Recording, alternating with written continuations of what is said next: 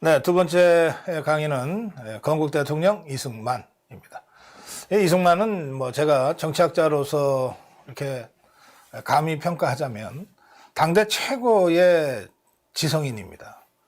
그리고 당대 최고의 정치 지도자입니다. 대한민국이라는 정말 세계에서 가장 가난하고 분단된, 그리고 건국 직후 2년도 안 돼서 300만 명 이상이 죽거나 다치는 2차 세계대전 때보다도 더 많은 사람이 죽고 다친 이 참혹한 전쟁을 겪지 않았다면 이승만 대통령의 그 통찰력과 리더십은 훨씬 더 크게 빛나지 않았을까, 그런 생각을 개인적으로 좀 해봅니다. 이승만 대통령은 1875년에 태어났습니다. 그리고 1965년에 하와이에서 서거하셨어요. 90년의 일생을 사셨습니다. 전주이시 양녕대군의 16세 손으로 알려져 있습니다. 어릴 때는 이제 당시 대부분의 사람들처럼 서당에서 한학을 배웠고요. 그리고 이제 과거제도가 1894년에 폐지되거든요. 갑오경장으로. 그러니까 과거를 염두에 두고 이제 한학 공부를 시작하는 것이 일반적인데, 과거가 없어졌으니까 이제 신식 학문을 이제 배울 수밖에 없었고, 그래서 배제학당, 배제고등학교, 배제중고등학교로 이제 진학을 합니다. 그러면서 이제 영어를 배우게 되죠. 만민공동회에 참여하고 독립협회 활동을 열심히 합니다. 청년 이승만. 그리고 신문 창간을 여러 번 합니다. 매일신문 창간하고 제국신문 창간하고 편집, 논설을 담당합니다. 젊은 언론 지식인 활동가였습니다.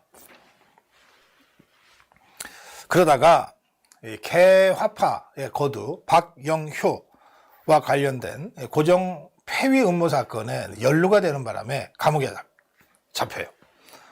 한성 감옥에 투옥되는데, 투옥된 지 한 달 후에 탈옥을 시도합니다. 젊은 혈기로 도저히 내가 지금 이 감옥에서 썩고 있을 상황이 아니다, 이렇게 생각했는지 탈옥을 시도하다가 잡혀요. 그 바람에 종신형을 선고받습니다. 종신형을 선고받고 이제 감옥살이를 하는데, 참 대단하다 싶은 것은요, 이 감옥 안에서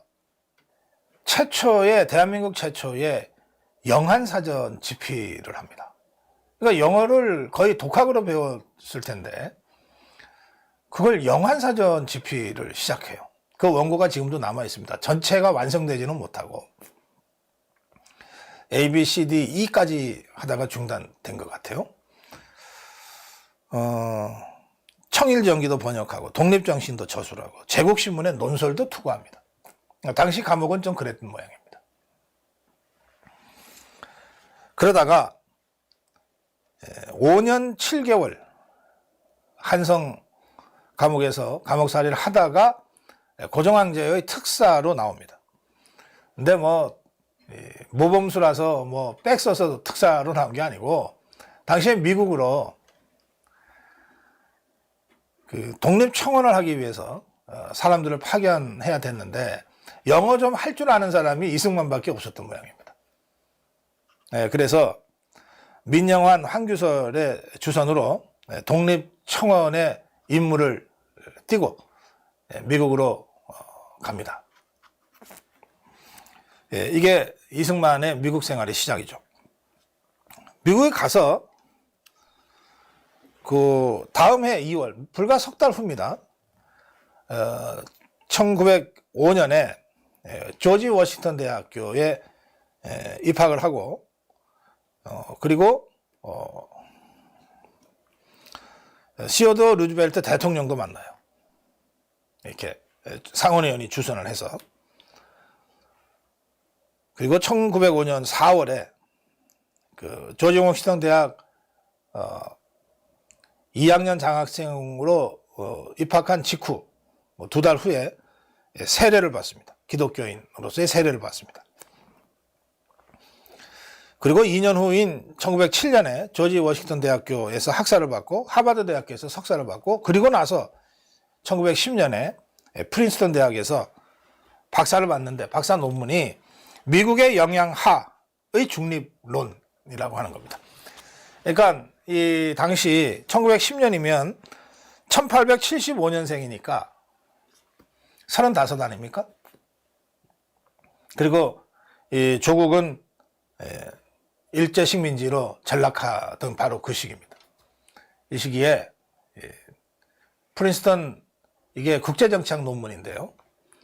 대학에서의 박사 논문을 미국 영양하의 중립론이라고 하는 것을 씁니다. 미국이 선한 영향력을 발휘해서 조선을 일본 식민지로 놔두지 말고 중립국가 시켜달라. 그게 미국의 이익에도 부합한다.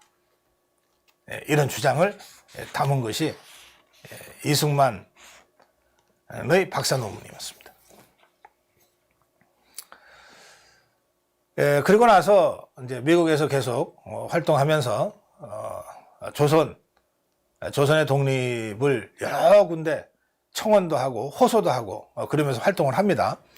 그러다가 이제 1919년 3일 운동이 전국적으로 벌어지면서 곳곳에서 임시정부라고 하는 것이 이제 세워지는데요. 노령 임시정부도 세워지고 상해 임시정부도 세워지고 한성 임시정부도 세워져요. 그런데 임시정부마다 당시 44살이죠.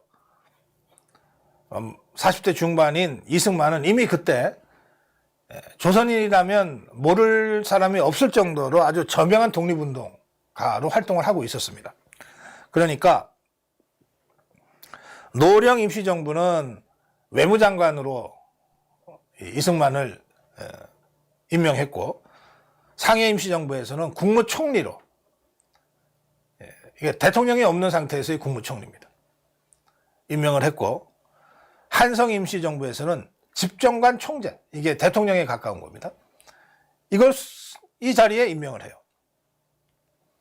그리고 이승만은 이런 여러 임시정부에서 각각 이렇게 추대를 받은 1919년 6월에 각국 지도자들에게 우리가 대한민국 임시정부로서 독립운동을 할 것이다. 인정해달라. 그리고 대한민국 독립을 위해서 노력해달라.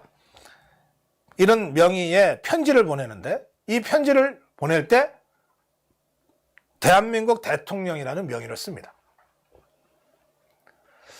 대한민국 대통령 직제도 없는데 대통령이라는 명의를 쓴 데 대해서 도산 안창호가 좀 항의도 하고 해서 논란은 있습니다만, 그러나 전체적으로 보면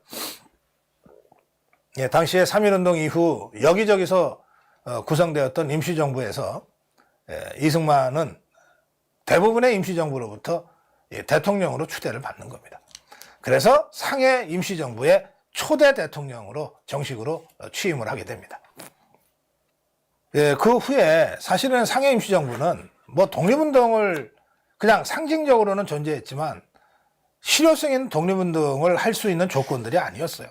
그래서 각자 흩어져서 할 수 있는 최선을 다하자, 그랬던 것이고, 이승만은 미국으로 다시 돌아와서 독립운동을 계속 하는데, 그 1932년에 이제 2차 세계대전이 이제 다가오는 그 시점이죠. 1932년에 국제연맹의 한국의 독립을 탄원할 임무를 받고 정권대사로 임시정부로부터 임명이 돼서 그래서 제네바로 갑니다. 그런데 제네바의 한 호텔에서 운명적으로 오스트리아인 프란체스코 도너 여사를 만나죠. 그래서 그 이듬해 1934년 10월에 뉴욕에서 두 사람이 결혼을 합니다. 그리고 한 7, 8년의 세월이 흘렀고 이제 태평양 전쟁까지 벌어져서 전 세계가 이 전쟁으로 고통받고 있을 그때 1942년 8월에 이미 그때가 되면 60대 후반이잖아요. 예, 이승만은 미국의 소리 방송에서 이렇게 예측합니다. 일본의 패망이 다가왔다.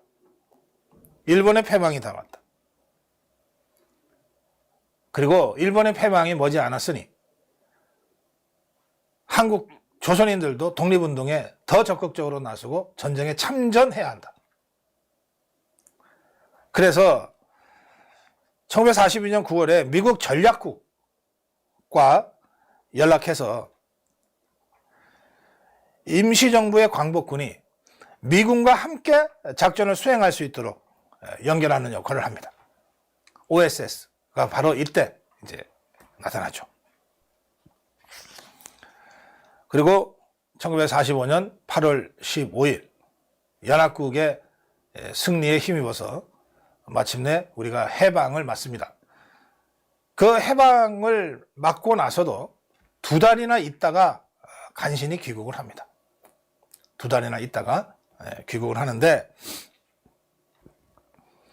귀국 직전에 1945년 8월 15일 마침내 해방이 되는데 그 이승만은 그 2달 후에나 간신히 귀국하게 됩니다.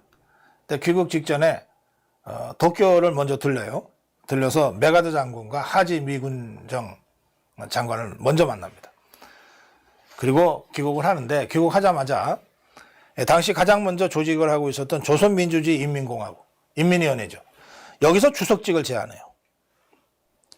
이승만 일거에 가치도 없다 하고 거절합니다. 그러면서 이 남로당 세력, 공산당 세력과는 완전히 다른 노선을 이제 걷게 되죠. 그걸 하기 위한 조직이 독립촉성중앙협의회였습니다.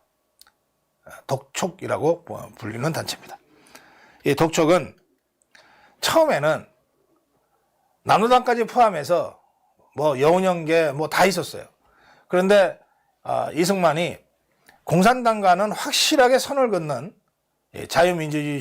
자유민주주의자라고 하는 것이 분명해지면서 이 좌익들이 다 독촉에서 빠져나갑니다. 그래서 독촉은 사실상 자유파의 유일한 정치적 대표체로 이제 서게 됩니다. 그리고 지난 시간에 말씀드린 대로 그 1946년 6월 3일 정읍 발언을 통해서 완전히 고립무원 사면초가에 불리한 형세를 자초하고 그리고 그것을 감당해 나가죠. 그런데 결국 1946년 6월 3일에 이 정읍선언에서의 남한 단독정부 수립 논의 끝내 현실 속에서 승리를 합니다. 1947년 9월에 미소공의가 완전히 결렬되고, 그리고 유엔은 가능한 지역에서의 유엔 감시와 총선거를 결정합니다. 그리고 1948년 5월 10일 총선거가 있었고, 이때 이승만은 재헌의회 의원 선거에 출마를 해요. 당시에 살고 있었던 곳이 해화동 아닙니까? 동대문 해화동 이화장. 그래서 아마 그 지역이 당시에는 동대문 갑 국회의원 선거구였던 것 같습니다. 동대문 갑 지역에 지역구 출마를 해서 당선이 돼요. 그리고 선거 결과 구성된 재헌의회에서 가장 나이가 많다는 이유로 임시의장에 선출됩니다. 그리고 7월 20일 국회에서 재헌의회 의원들이 대통령을 선출하는데, 맞아만 간접선거를 한 거죠. 여기서 대통령에 선출이 돼서 7월 24일 대통령에 임명되고, 그리고 대통령 자격으로 장관들을 비롯한 조각을 해서 8월 15일 대한민국 정부를 출범시킵니다. 1950년 6월 25일 6.25 전쟁이 발발한 후에 당시까지는 여당이라고 하는 게 없었어요. 이 한민당과 불편한 동거를 하고 있었는데, 전쟁 와중인 1951년 11월에 이승만 대통령과 뜻을 함께하는 확실한 여당이 필요하다 해서 만든 것이 바로 자유당입니다. 자유당.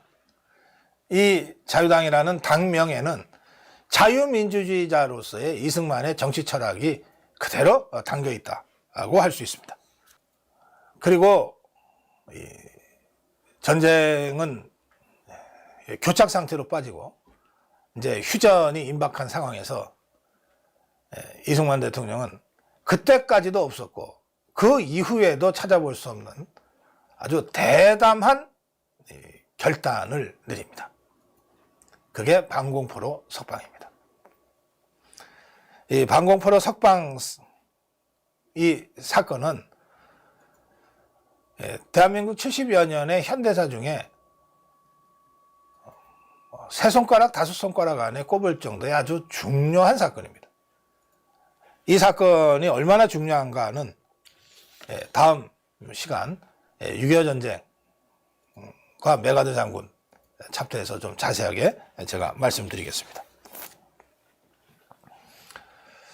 그리고 나서 1960년 제4대 대통령 선거에 이기붕을 부통령 후보로 러닝메이트로 해서 출마를 하는데 그때 야당의 대통령 후보가 조병옥이었습니다.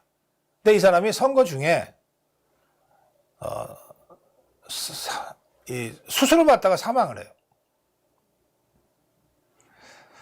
그래서 대통령 후보가 없는 선거가 돼버려서 무투표 당선됩니다.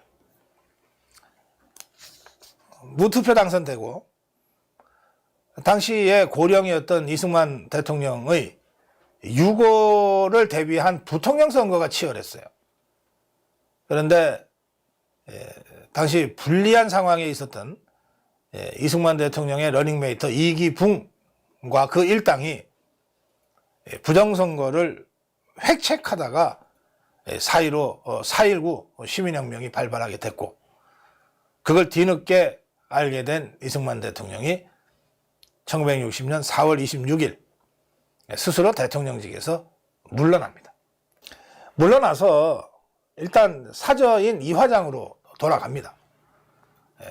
돌아갔는데 한 달쯤 머물다가 독립운동을 시작했고 오랜 그 근거지였던 하와이, 기후가 좋고 휴양지잖아요. 이 하와이의 교포들이 그동안 대통령 하느라고 얼마나 고생 많으셨냐. 와서 한 몇 달이라도 좀 쉬었다 가시라. 라고 하는 이 권유와 함께 비행기표가 왔고, 그래서 잠깐 좀 쉬었다 오겠다 하고 나간 것이 이제 마지막 길이 됐습니다.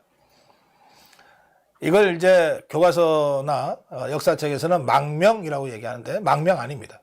망명은 대통령에서 물러난 다음에 감옥에 가거나 잡혀서 고생하지 않으려고 도망가는 게 망명입니다. 이승만 대통령 그렇게 비겁한 사람 아니에요. 하야하고 이화장으로 가서 한 달 가까이 시민으로 돌아가서 생활을 하다가 고령의 경무에 건강이 나빠져서 하와이의 지인들이 강권하다시피 휴양 좀 하고 가라고 해서 갔던 그 길이 이제 돌아올 수 없는 길이 됐어요. 실제로 이승만 대통령은 하와이 망명 시절에 여러 차례 조국으로 돌아가고 싶다 그랬고 또 비행기 표까지 준비를 했어요. 그 교포들이 십시일반으로 돈을 모아서. 근데 그때 이 대한민국은 급격한 정치 변화를 겪으면서 박정희 정부가 들어서서 아직 안정되기 전이었습니다. 박정희 정부는 이런 상황에서 이승만 대통령의 귀국이 정치적으로 좀 불안한 요소가 될 수 있다는 이유로 이 귀국을 찰필 미루다가 결국은 하와이에서 이제 서거하셨어요.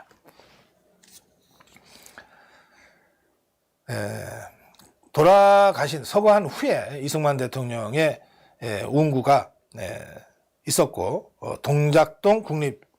현충원에 지금 안장돼 있습니다.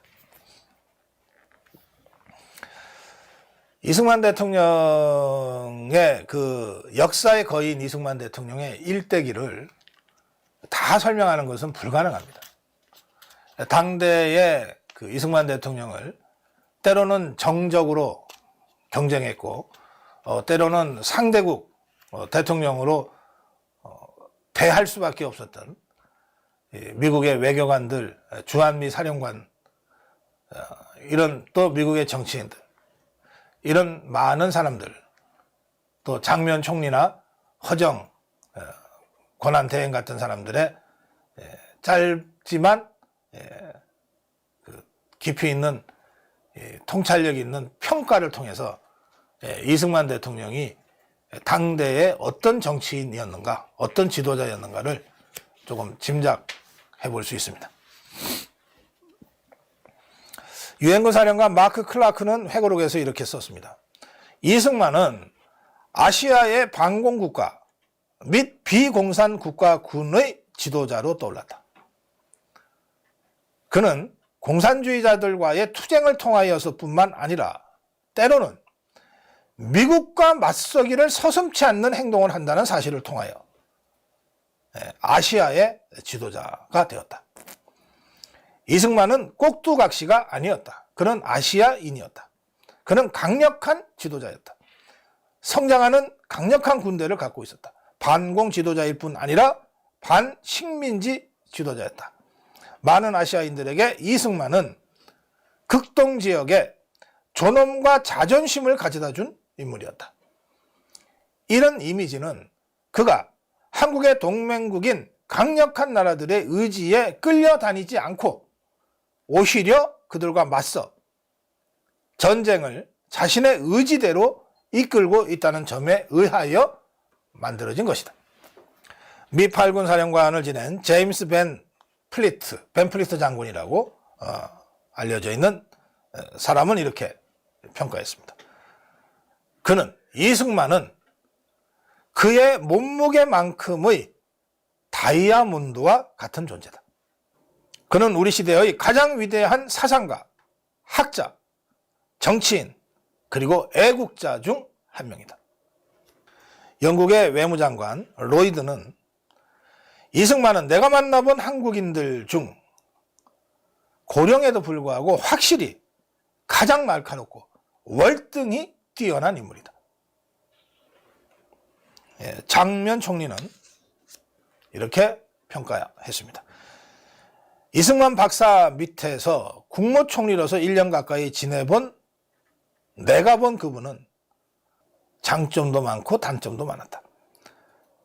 그분의 애국심은 의심할 여지가 없었다. 일평생 독립운동에 바친 공적이 이를 말하고도 남는다. 특히 대외적으로 철석 같은 반공태세, 의연한 대일태도, 과감한 반공포로 석방 등은 이 박사의 용단이 아니고는 아무도 따를 사람이 없었다. 독립주권의식의 철저한 시범도 경복할 만큼 위대했다. 허정 과도정부 수반은 이렇게 평가했습니다.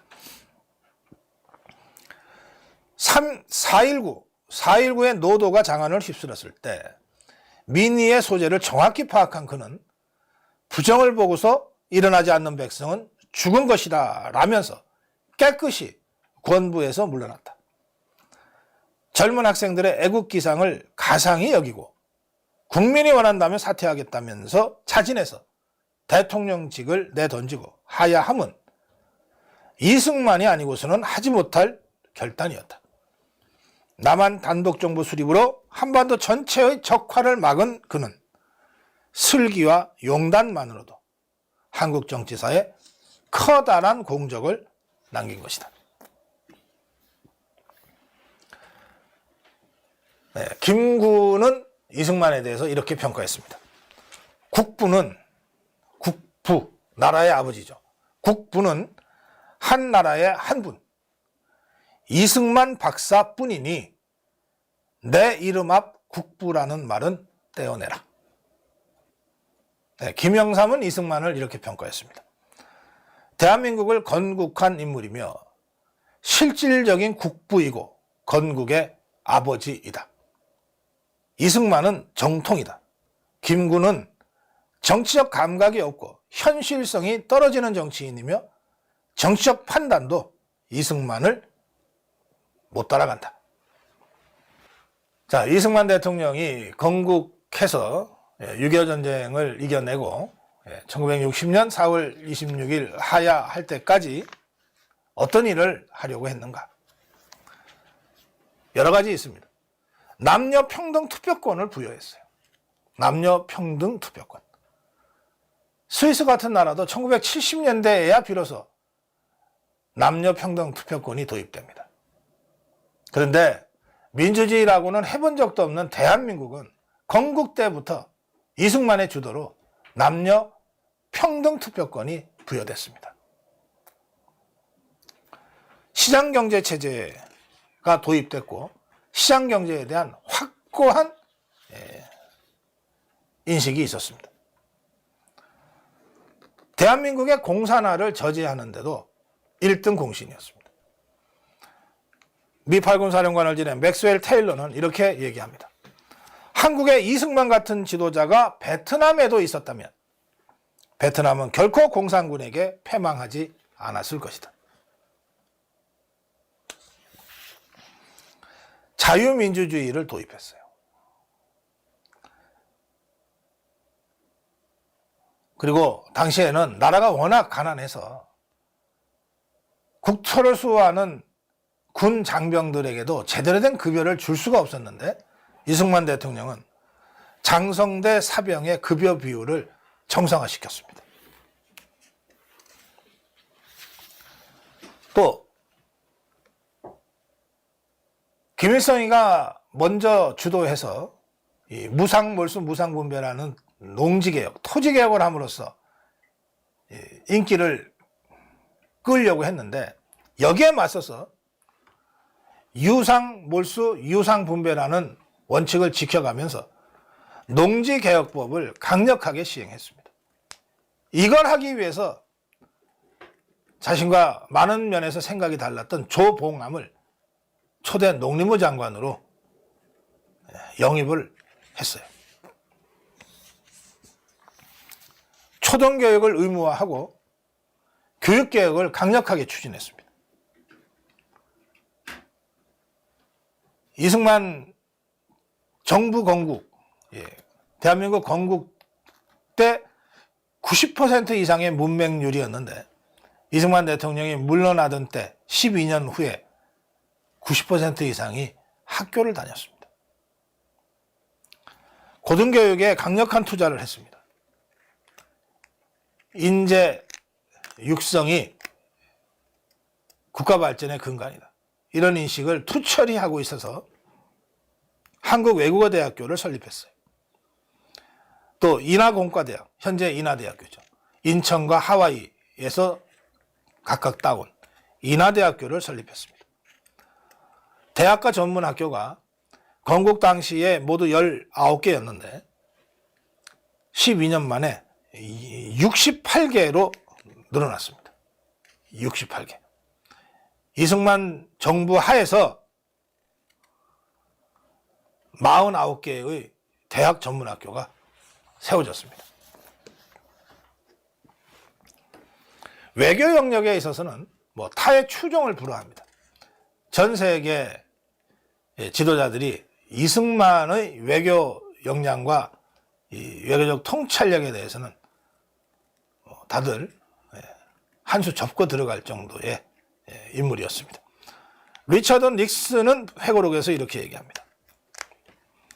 나는 이승만의 용기와 뛰어난 지성에 감명을 받고 한국을 떠난다. 부통령 때 한국을 왔다 갔거든요. 나도 역시 공산주의자들과의 협상에서 예측 불가능한 것의 중요성을 강조한 이승만의 통찰력을 많이 되새겨 보았으며 이 노 정치가가 얼마나 지혜로웠던가를 더욱 새롭게 인정하게 됐다. 이승만 대통령이 외교안보 영역에서 한 가장 중요한 일 중에 하나는 한미 상호방위조약을 체결한 것입니다. 이 한미 상호방위조약 체결과 방공포로 석방은 밀접히 연관되어 있습니다. 또 6.25 전쟁 초기에 소련 그리고 김일성이가 예측하지 못할 정도로 빠른 속도로 미군이 지원을 하게 된 것도 이승만 대통령의 외교 역량의 개가였습니다. 또 6.25 전쟁 후에 미국의 대규모 지원과 원조가 있게 된 것도 이승만 대통령의 외교력의 산물이었습니다. 6.25 전쟁을 보면 당시에 6.25 전쟁을 지휘했던 그 군 지휘관들의 면면을 보면 이승만 대통령이 비록 군은 아니었지만, 군 출신은 아니었지만 얼마나 뛰어난 무장들, 용장들, 지장들을 전쟁 전에 전면에 재배치했는지를 알 수 있어요. 백선엽, 김종호, 김석원, 정일권, 이종찬 이름만 들어도 적군들이, 북한 괴뢰군들이 벌벌 떨던 사람들이 다 이승만 대통령에 의해서 발탁돼 군 지휘부를 구성했던 사람들입니다. 그런가 하면 김홍일, 손원일, 이범석, 독립군 출신들도 대거 발탁됐습니다. 이들이 있었기에 기습 남침 당한 6.25 전쟁을 우리가 낙동강 정선에서 버텨내고 그리고 전세를 역전시켜서 지금의 휴전선 체제를 만들어낼 수 있었어요. 그런가 하면 이승만 대통령은 대한민국 원자력 발전의 아버지로 불리어 마땅합니다. 1959년 원자력 제1차 원자력 학술대회에서 이승만 대통령은 이렇게 축사했습니다. 우리나라 장래는 오늘 이 자리에 모인 여러분들에게 달려있다. 이 회의가 우리들이 옳은 방향으로 나가고 있다는 것을 증명할 것이다. 우리가 이승만 대통령을 건국 대통령이라 부르고 건국 과정에 있어서 이승만 대통령의 그 뛰어난 통찰력과 강력한 추진력을 높게 평가하지만 건국한 이후에 6.25 전쟁을 이겨내고 또 1960년 하야할 때까지 이승만 대통령이 이루어낸 이 수많은 업적들에 대해서는 우선 잘 모르고 따라서 제대로 평가되지 못하고 있습니다. 그런데 이 하나하나가 지금의 대한민국을 있게 만든 뼈대고 골조고 초석이었습니다. 대한민국의 현재의 그 어느 곳 하나도 이승만 대통령이 주춧돌을 놓지 않은 곳이 없습니다. 그 이승만 대통령의 이 대한민국 건국과 그 이후 10년간의 통치, 그걸 이어받아서 박정희 시대의 한강의 기적, 눈부신 근대화가 비로소 가능했다고 말씀드릴 수 있습니다. 건국 대통령 이승만, 여기까지 하겠습니다.